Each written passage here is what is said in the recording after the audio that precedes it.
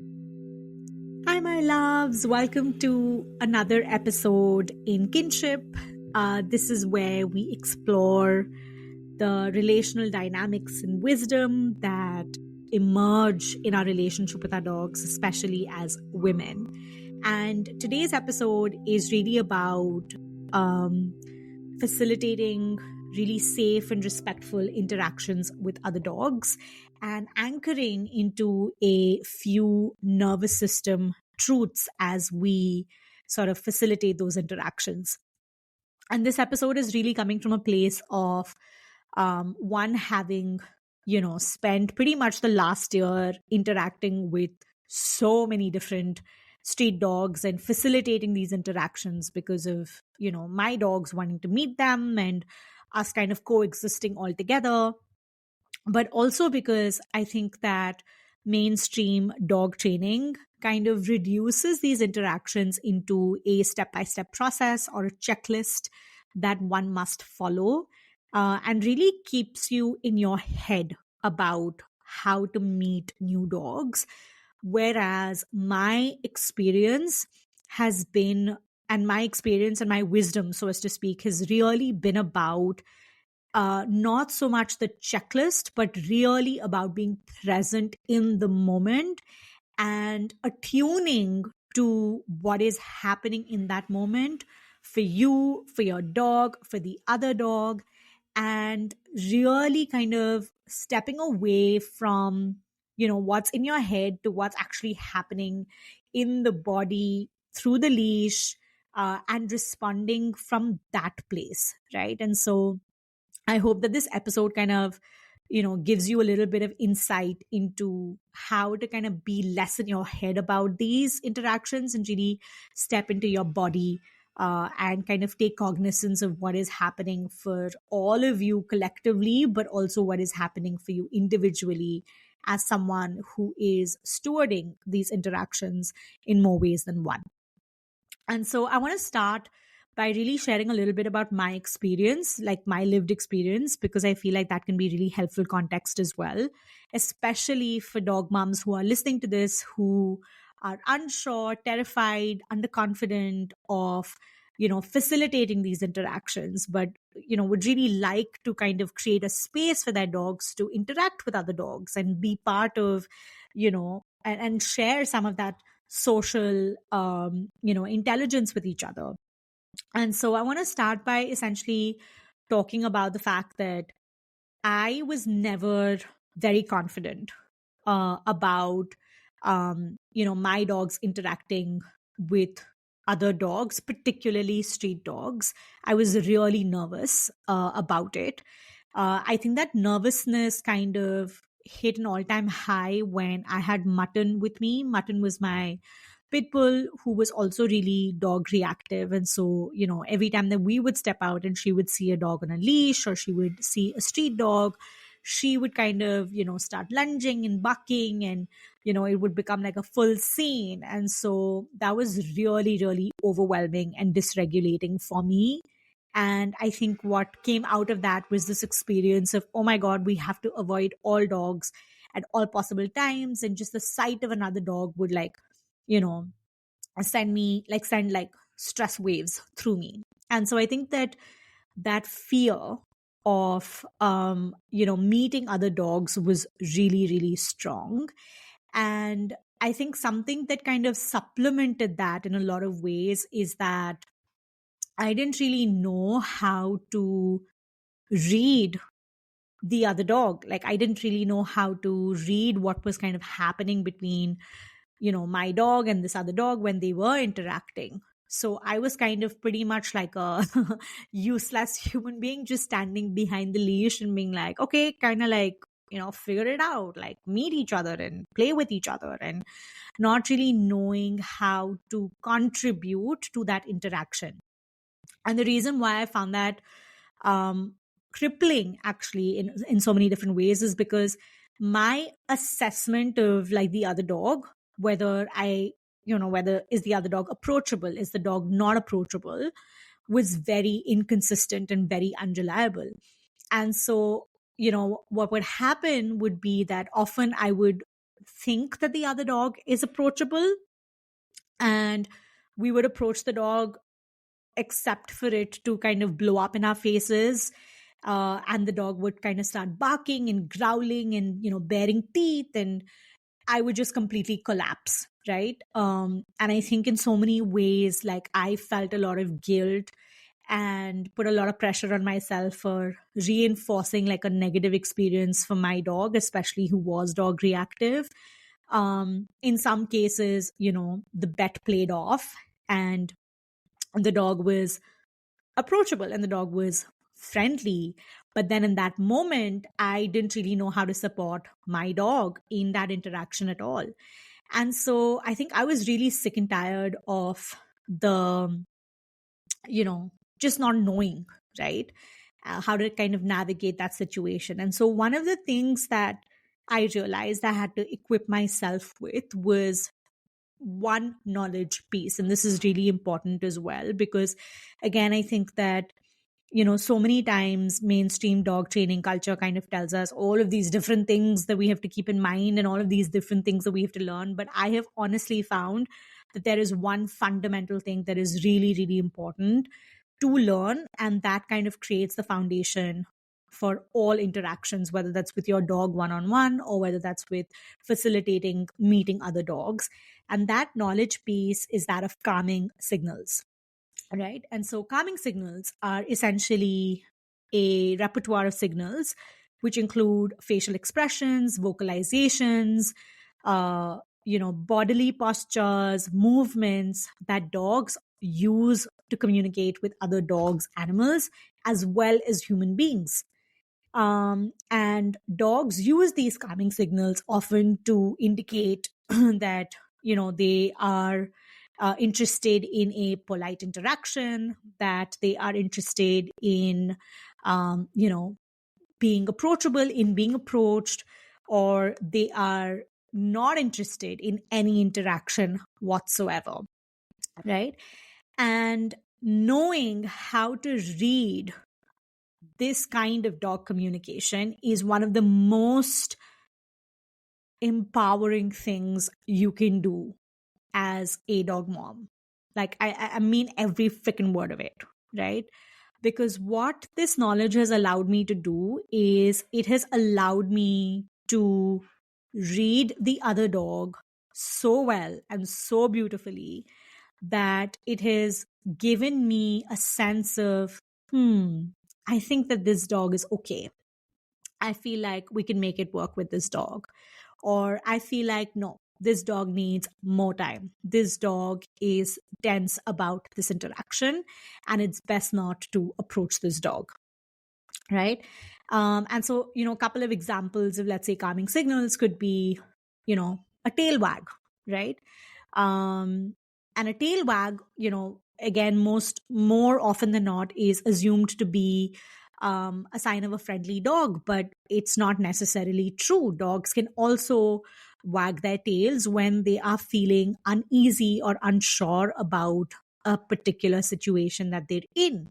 And so, seeing the tail wag with, for example, other signals that the dog is using to communicate together really gives you the full context and picture of what is happening. And so the example I want to give you is with this is, so it's really interesting. My husband kind of went out with Imli, who's one of our dogs currently, to a usual spot where, they kind of go for like a safari and they do their kind of pee poop routine over there. And there were a bunch of new dogs that came in. And one of the dogs was a cream colored dog who we now call Malai Kulfi. But Malai Kulfi had a really interesting way of meeting a new dog. And her really interesting way of meeting a new dog was she would kind of, wag her tail and come up pretty close to a dog. And then she would kind of lay down, right? And she would, kind of make herself a little small, to being like, listen, I'm just here. I'm taking up as less space as possible. And what is really interesting is that my husband interpreted that as, oh, she's really friendly and she's open to like meeting. And so he kind of just introduced, let Emily kind of move forward. And what was very, very interesting is that when that happened, Malai Kulfi snapped, started snarling, and bore her teeth at Emily. And so he came back home that day and he said, it was so interesting that she was wagging her tail and that she had made her body really small and she had laid down on the floor. And as soon as kind of Emily went up to her, it was just, she was just snarling and barking, and like I had to come away from that situation. And I was like, that's really interesting. And so the next day, I accompanied Emily on this walk. And, when we met Malai Kulfi, she did very much the same thing, except this time, my interpretation of that was that she is making herself really small to say that she's not a threat, but she is also not ready for an interaction, right?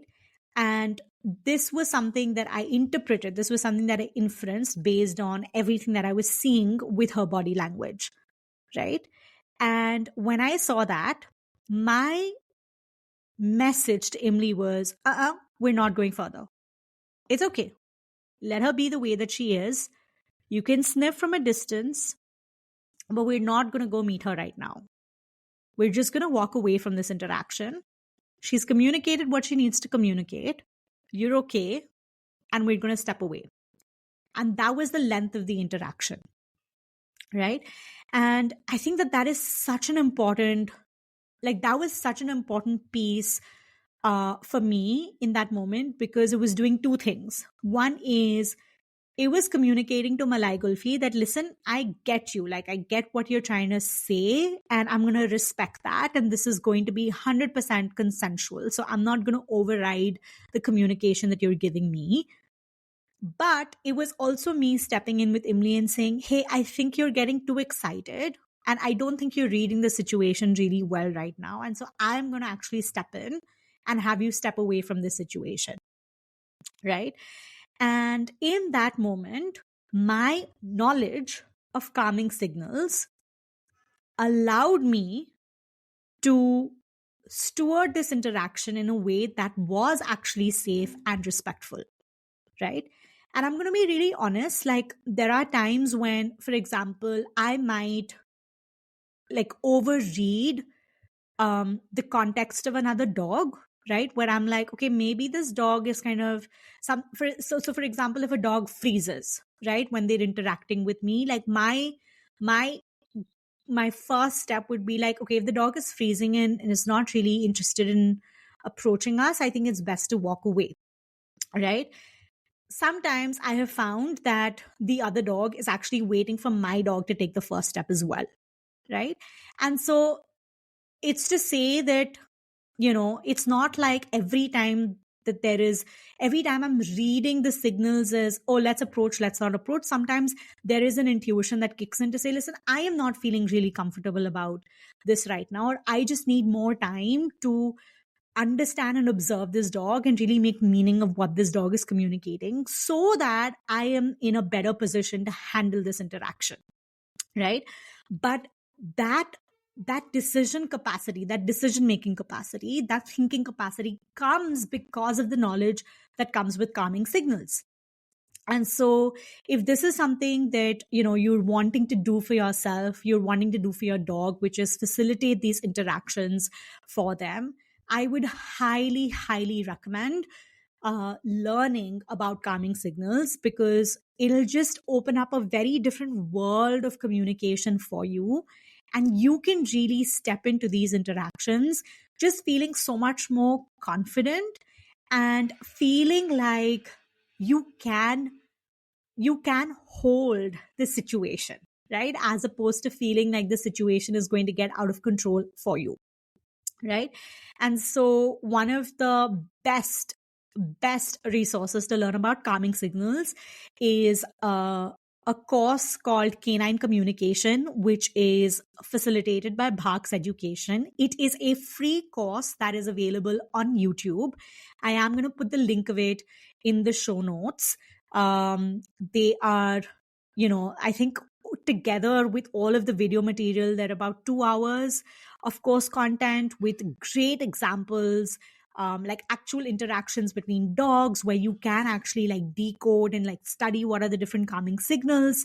But to me, like that is fundamental knowledge to be able to facilitate these interactions from a place of confidence and empowerment. So do check that link out in the show notes. And if that is something that, you want to kind of soak up as knowledge, then that's definitely that one knowledge piece. All right.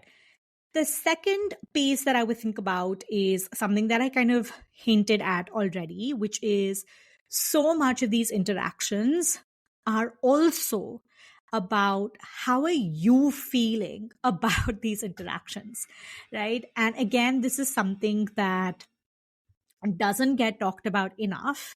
This is something that often gets glossed over.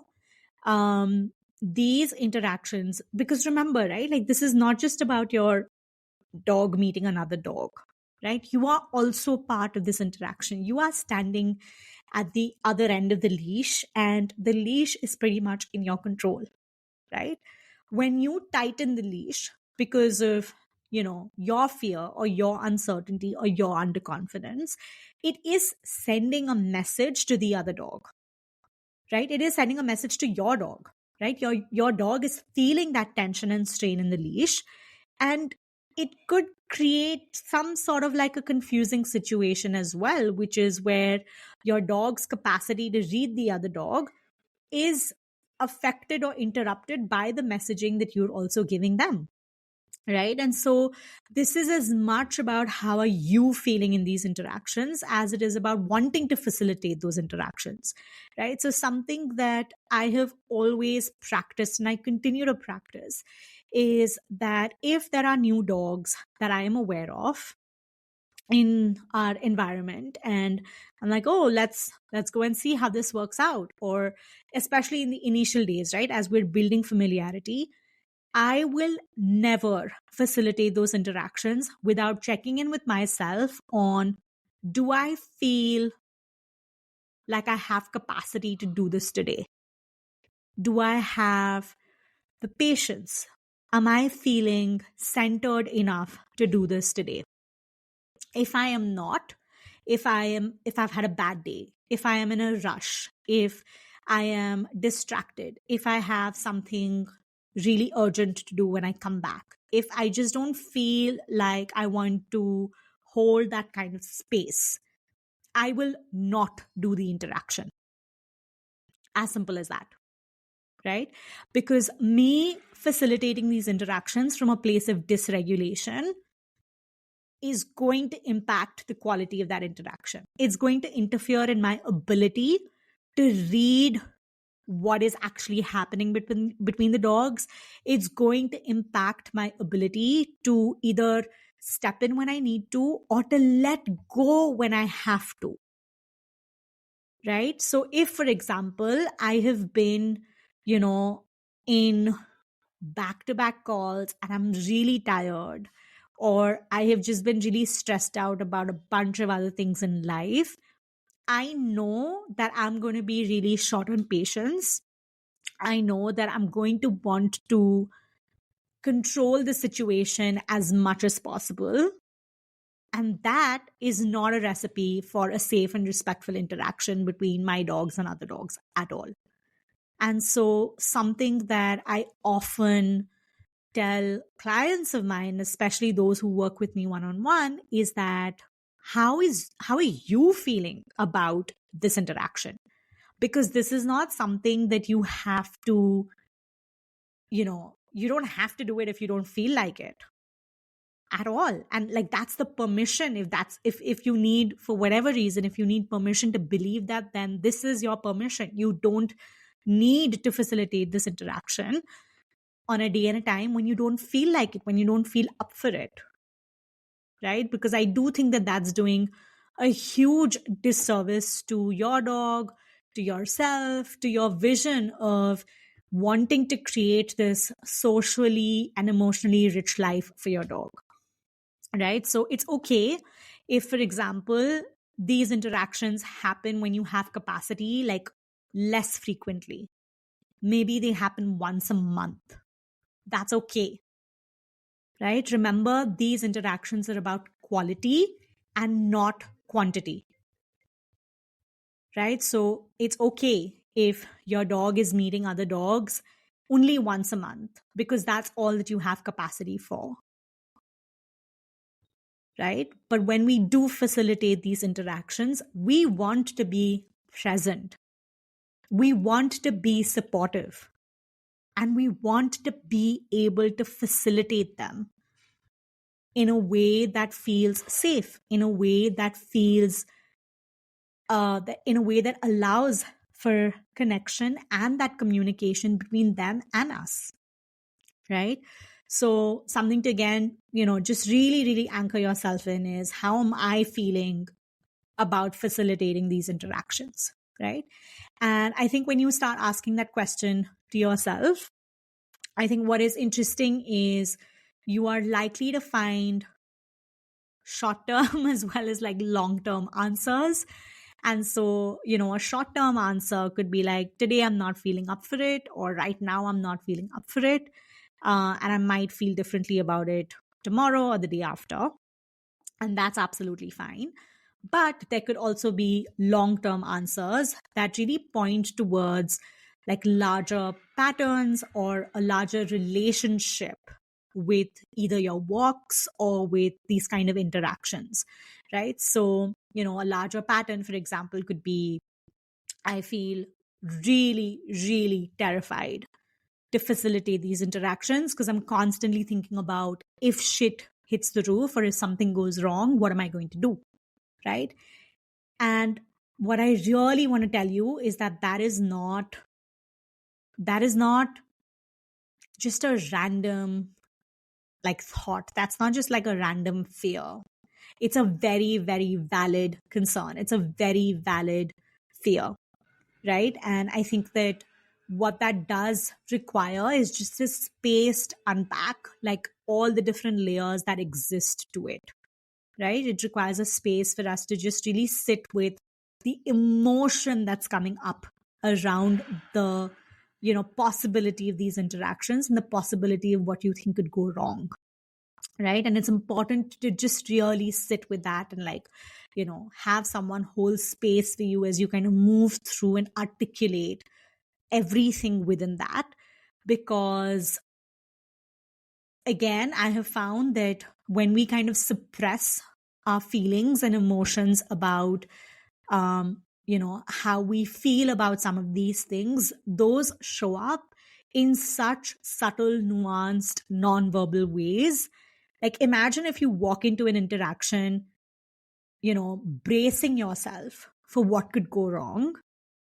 That is not a safe space for you at all. Right? You're not starting on, a note of safety, and it's definitely not creating a safe space for your dog and the other dog as well. And I can tell you now that there are going to be components of that interaction that could go poorly, or that interaction could end up becoming so freaking dysregulating for you that after that interaction, your walk is going to go poorly. You're just going to be like, oh my God, that was just too much. I am done. I need to get the F out of here. Right? And I say that because I've been through that multiple times. I still have moments when I go through that. And so it is all very normal. It is all very valid. And it's just inviting us to really just go deeper into what is actually coming up for us as we think about some of these interactions. So that would be the second truth I would think about. A quick pause to share something close to my heart. Attune is my one-on-one relational and somatic coaching program for dog moms who want to feel more regulated, confident, and deeply attuned, not just with their dogs, but also with themselves. It's fully bespoke. and I only have 3 spots available through January 2026. If your nervous system is craving support alongside your dogs, you will find the details in the show notes. And now back to the episode. And then the third truth I would really think about is, again, I think just like really honing the power of like your observation, right? Especially like with your own dog. So, what I find really helpful is, if you have someone who walks with you, if you have someone who walks your dog, to kind of accompany them and just like notice and observe how your dog processes like other dogs around them. Um, you know, so for example, like with Musty, one of my dogs, when he sees another dog, his first response is to freeze, right? He freezes and he takes his own time to process the other dog, right? And what is really interesting about this processing is that there are two ways that it can potentially go in, right?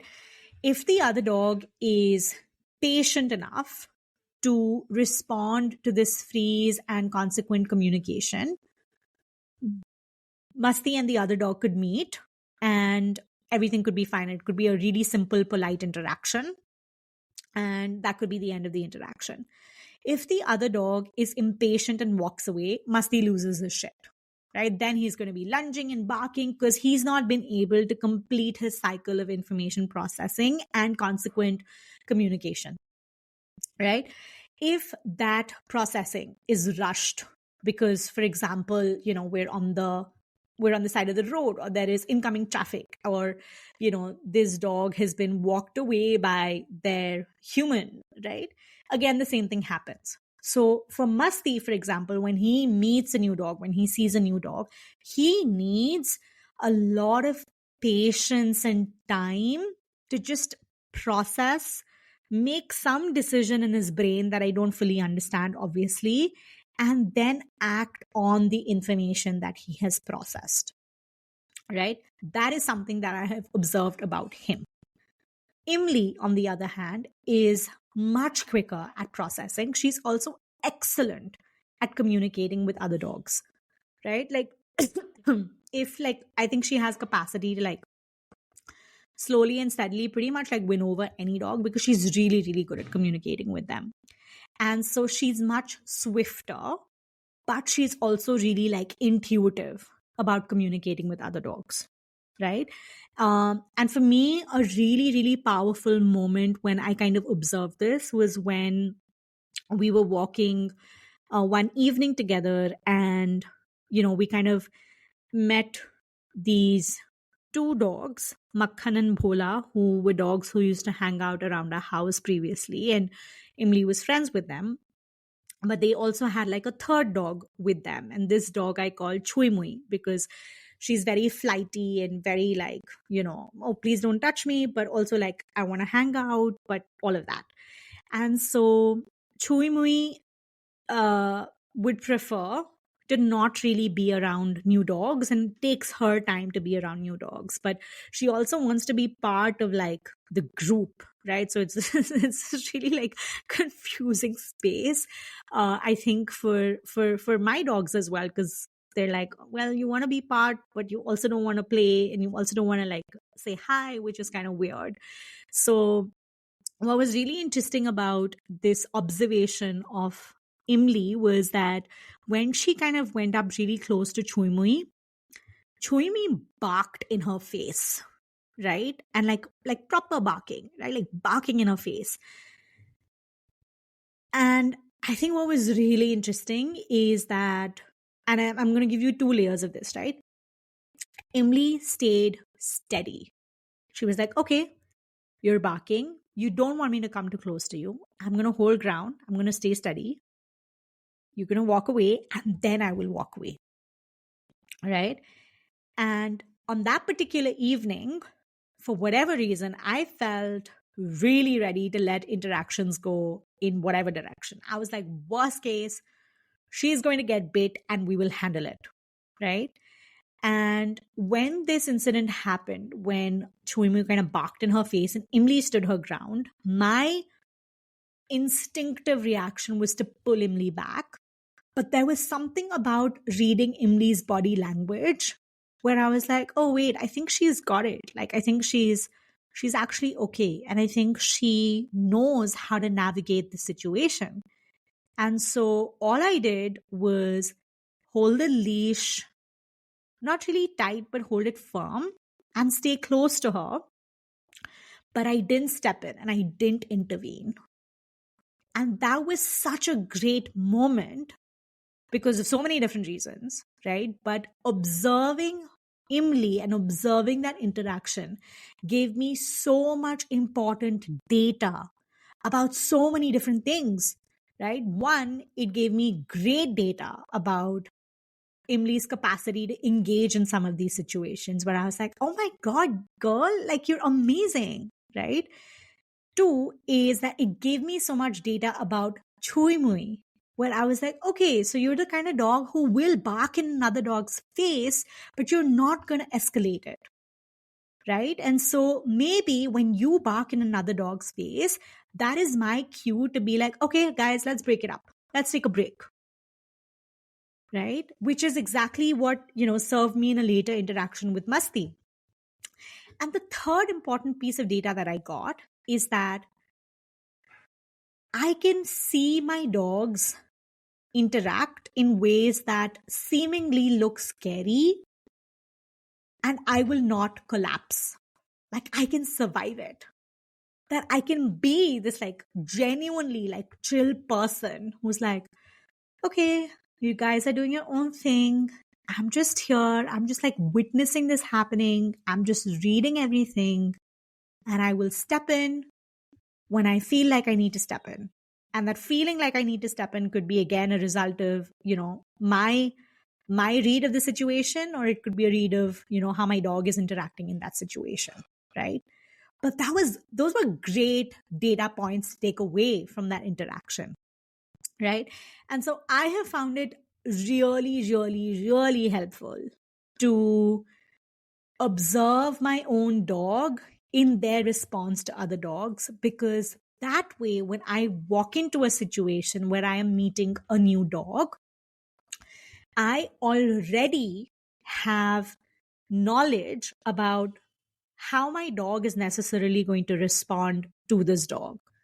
That is something that I already know. That is one less unpredictable piece in this interaction, right? So in Imli's case, I know she's going to figure it out, right? Like I've seen her use so many different calming signals to communicate to the other dog that she's not a threat. So I'm like, okay, Emily's going to figure it out. I will step in when her read is off, because of course her read can also be off, right? With Masti, I'm like, oh dear, I'm going to have to be really patient. And I am going to have to be ready for him barking and lunging if the other dog is not patient enough. Right? But those are pieces that I already know. And that also helps me facilitate these interactions in a way that feels safe for all of these three parties together, me, my dog, and the other dog. Right? So I would really think about your observation of your dog, because that is important data set for you as well. Right? And again, the reason why I call that out is because, this may or may not apply to a lot of the women listening to me, but I'm someone who struggles with, like, I'm an anxious person, right? And these interactions can feel really, really like overwhelming for me because there is just so much unpredictability. And so what I try to do and how I try to create safety for myself is by trying and making, or at least trying and identifying as many predictable pieces of information as possible. And so how my dog responds or how my dog engages with other dogs or the sight of another dog is predictable information for me. Right. And that is also what creates safety for me, where I'm like, oh, okay, I know what to expect. Right. I know what to expect, at least from one from one more person, from one more being in this interaction. So that would be the third thing I would think about, right? Then the fourth thing I would think about is really thinking about the physical environment that you're a part of when you are facilitating these interactions, right? Um, Sorry, I'm actually going to backtrack because I forgot about one more thing. So, just like you would observe your own dogs, like something else, by the way, to also do, which I found really helpful and I have done in particular situations, is to also observe the other dog that you want to meet, right? So, there is this one particular dog in this friend group, one of the friend groups, who's a spotted black dog who basically pretty much like snarls and bares teeth every time Emily tries to go up to him. And I have actually spent a little time walking in that area without the dogs to observe, is this an Emily issue or is this a dog issue? Right. And I have found that it is actually a dog issue. So this particular dog is a bit of a loner. He does not like other dogs close to him. He's okay with other dogs being in the vicinity, but he does not like them closing the distance. He is not human friendly at all. He prefers to be by himself. Right. And again, that becomes super important information for me because now I know what to expect from this other dog as well.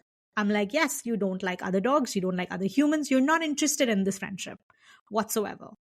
Right. So we don't have to try and facilitate that. And I don't have to spend energy and mind space trying to get you and my dog to be friends. What I actually have to do is help Emily walk away from that interaction because I have picked up on additional information that Emily might not have picked up on. Right. And when the time is right, when this other dog feels ready to become friends, if ever, right. And we have streeties around here who refuse to be friends with my dogs. They just cannot get along at all. Right. And that's okay. But my role in those situations is very different. My role is to avoid them as possible or to reduce the proximity, visibility to them as possible, because that is not an interaction that the other dog wants to have. And I'm going to respect that as opposed to trying and, pushing my dog to become friends with them. Right. So that's the other thing that you can potentially do. If you have identified a few dogs that you think are part of your day-to-day environment, you end up seeing them. You think life is going to be just so much easier for you if your dogs can meet them. Even if it's just 2 minutes, like literally 2 minutes, right? And it doesn't take that much time, like just observing them, independently without your dog to see like what is going on. Right? Because if you find that this is a dog who is very human friendly, maybe you need to initiate friendship with this dog, right? Maybe you need to establish yourself as a safe space for this dog, which can then become, like a facilitating experience for your dog and them to meet. But maybe this dog is just not interested in any kind of proximity with dogs or humans. And that is also an important data set. Right. And so that is also one more thing that you can do. All right.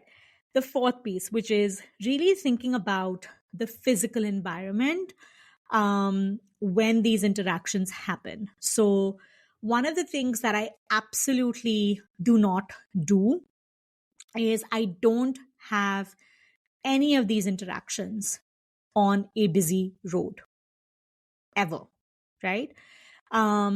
That makes sense because one is, again, Emily likes to, do the play about, jump around. Sometimes she likes to take a really big curve when approaching a new dog. Musty likes to take time to process and he pretty much freezes. He stays stuck in a particular space. He does not like to really move around. He can also be a little flighty. So when he is interacting with a new dog, especially if it's a dog who is bigger in size than him, or, probably I don't know, has like, he picks up a read about them in some way and form, he can kind of do this a little bit of like this jumpy dance where he sniffs and steps back and, sniffs and steps back. And none of that is possible on a crowded road.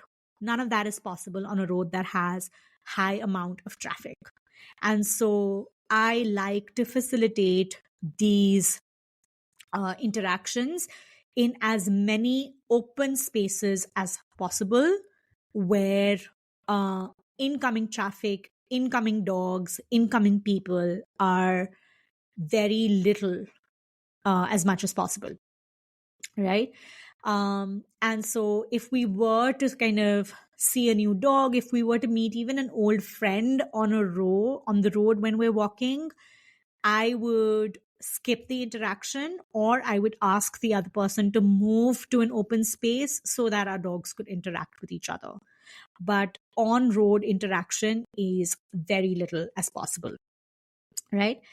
The other thing, again, which I think feeds into, point 3 about reading your own dog, is again something that I have found super, super helpful, is that with my own dog, Musty, for example, if you get him to interact with a new dog in a really tight space, I think that the tight space or a closed space is also very stressful for him. So he actually does much better when he does have enough space to walk away from that interaction, or to, in some cases, like run away from that interaction, right? So if you are standing, over your dog, if you are pushing your dog to meet in a really tight spot, that could affect their internal experience, that could affect how they're reading the situation, that could not prime them to engage in that interaction as safely as possible. Right. And so the key, again, I have found, is to try and do these interactions in as many open spaces as possible. If you have open spaces that are fenced up, you could potentially even leave your dogs off leash and let that interaction play out. But again, really coming back to, for example, how are you feeling about facilitating an off-leash interaction, right? So in my case with my dogs, all the open spaces are unfenced. And they all lead into the main road, or they all lead into roads where there is a fair amount of traffic.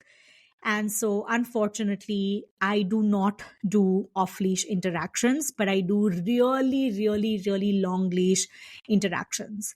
And that is my compromise in that particular situation. And so if you ever see me on a walk with my dogs, especially in an open space, basically I am just like flying around because my dogs are running around or meeting their friends, and I am essentially just following their lead, right? And that is okay with me. That is the compromise that I have made, because unfortunately, and while I would love to kind of leave them off leash in this space, even on days when I feel ready for it, or on days when I can see that there is less traffic and the safety risks are lesser, both my dogs are very much flight risk dogs.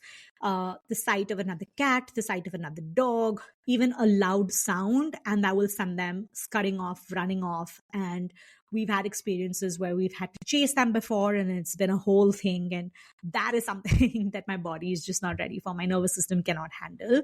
So, but to think about the physical environment in which you're having these interactions can be super, super, super helpful. And again, I think going back into like really thinking about, what you know of your dog, what you know of yourself, what you know of the other dog, in facilitating that, right? And then the last truth that I kind of want to really like surface is about what makes a quote unquote like good interaction. And I think, again, like so much of mainstream dog training culture has pushed this idea that when the dogs play with each other, that's like the, penultimate great interaction. And I have just not found that to be true, right? And again, it really does come down to each individual dog. So, for example, Imli is, for her, like a really good interaction is if she can play with other dogs, if she can, topple around and like roll in mud with them, and if she can chase them, and if she can get chased. That for her is like a really fulfilling social interaction. For Masti, it is really much slower, much more gentle. It's really about sniffing together, it's about coexisting in the same space together. For him, a fulfilling social interaction is knowing that I can be safe with you around and I don't have to be on edge. Right. And so again, to really go back to what is it that you're getting? Like, what are you reading about what feels safe for your dog in an interaction is really important. Right. It is not about them always playing. It's not about them always chasing. Right. It's not always about them doing, it may not always, be about them doing like calm things. Right. Because what feels safe for your dog could look very different from what feels safe for another dog, but also what feels safe for your dog could vary depending on the dogs that they're meeting. Right. So, for example, out of all the dogs that we've met, both, pet dogs as well as street dogs, Masti feels safe to sniff around with potentially 2 or 3 dogs. Right? With some other dogs, he feels safe enough to go up to them and say hi and then walk away. And the only dog that I have found that he feels safe with to really like play and roughhouse with is Imli.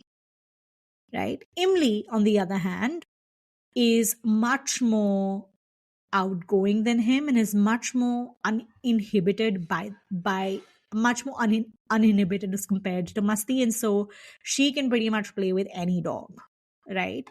And then there are some dogs with whom she has to rein it back with, where she's like, oh, this is not a dog who will play, but this is a dog who might be okay with just like hanging out together, right? And she loses interest with those dogs very quickly.